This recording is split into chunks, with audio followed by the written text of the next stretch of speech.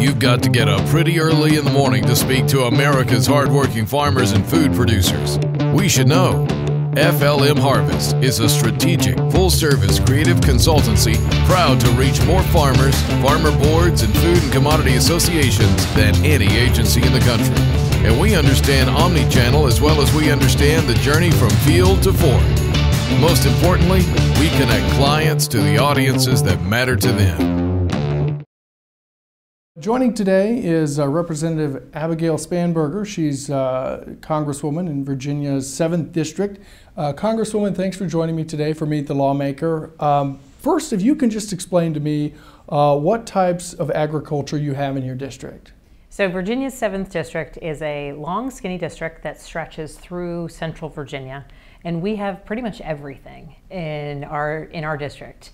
We have dairy farms, we have soybean farms, we have vineyards, we have bison farms, we have alpaca farms. We have kind of across the spectrum within our district, which is a really fun part for me when I'm out on the meeting people in the district and listening to what's on their minds. What are some of the concerns that are on their minds right now? Well, in our district in particular, of course, the soybean tariffs are a large issue for many of our farmers. The impact that those have had, ongoing issues related to the challenges facing some of our dairy farms have been a big issue. I'm hoping that with the implementation of the 2018 Farm Bill, some of our farmers will find relief, but that I think will continue to be a challenge. And then I think overall, a related issue is broadband internet infrastructure. Many of our rural communities across central Virginia are very challenged by the fact that they don't have reliable access to internet, and that impacts our farmers the way it would impact any other business. So who is Abigail Spanberger? I moved to central Virginia as a kid. It's what I've always called home. I pursued a career in public service. I was first a law enforcement officer with the U.S. Postal Inspection Service. I worked drugs and money laundering cases for a couple of years, and then I became a CIA officer. I worked overseas. I worked counterterrorism cases, nuclear proliferation cases. And then in 2014, I decided that I wanted to get my family back home to central Virginia. I have 3 daughters, Claire, Charlotte, and Catherine, and my husband Adam is also from central Virginia, so we moved back home to get closer to family. I thought I was done with public service for a time. I got a job in the private sector, and then ultimately in 2017 I decided that I wasn't done and I wanted to get back into public service, and I decided to run for Congress. As far as being a CIA officer and working for the U.S. Postal Inspection Service, how has that kind of shaped your views on policy today? Or has it? Yeah, I think it has, but the way that it most impacts me, I think, is more in the way that it impacts my way to approach policy. And so as a CIA officer, I was a case officer, so I was out collecting information and pushing it back to DC, pushing it back to our analysts to make sure that people had a full understanding of what terrorist threats existed or the status of a foreign nuclear program, for example, because those pieces of information were going to be used to create foreign policy priorities and decisions.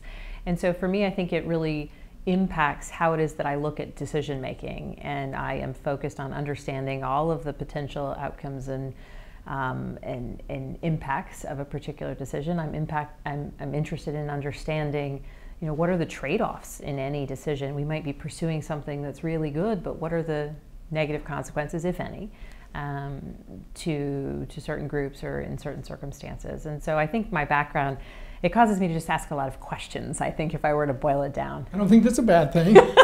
Well, you're a reporter, so surely not. So you're going to be chairing the Subcommittee on Conservation and Forestry in the House Ag Committee. Can you talk to me about some of what your priorities are chairing that subcommittee? I'm so excited about chairing the subcommittee. And some of my priorities, and I've spent some time listening to some of the members who've been on the subcommittee previously. I'm going to be meeting with the chair of the Agriculture Committee to talk to him as well, and the ranking member on our subcommittee to make sure that I am listening to some of the priorities of people who've been on the committee longer than I have. But I think where we can talk about what soil practices are optimal for ensuring that our groundwater is clean and healthy, that the soil is ready to grow, that we're really, wherever we could be exploring what are some of the innovations that farmers themselves are doing in particular places, and expanding on that knowledge, and on the hearing side, making sure that we're really understanding how it is that in the agricultural community people can be on the forefront of what's best for them and their farm and their production, but also really keeping an eye towards conservation efforts that's going to keep that land productive for years to come. So you mentioned how water quality is important in the district. What are some other things? I know you had said you were supporting ending the ban on industrial hemp that happened in the Farm Bill. Yeah. Can you talk to me about how that will help your district? So I had a really great experience. My first campaign event out, when I first launched the campaign, I was at this event, I was talking to a group of people, and I had this farmer say, what do you think about industrial hemp? And I had launched the campaign maybe a week earlier, and I said, I don't know how I feel about industrial hemp. I don't know anything about it. And so it was actually one of the first things that I looked into in response to a potential constituents having a concern. And I think that Virginia has done a lot in the way of researching, and Virginia Tech University has done a lot in the way of researching the value of hemp in industry.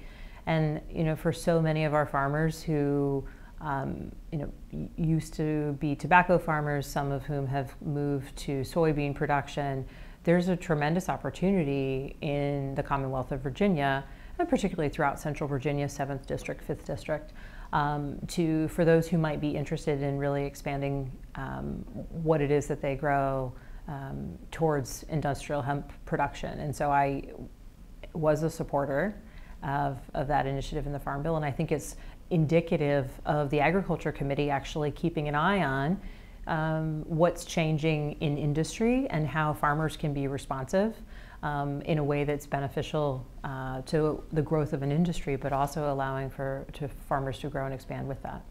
Outside Congress, what do you like to do for fun? For fun, I like to ride my bike. I like to ride my bike with my kids. I have 3 daughters. I like to spend time at the park.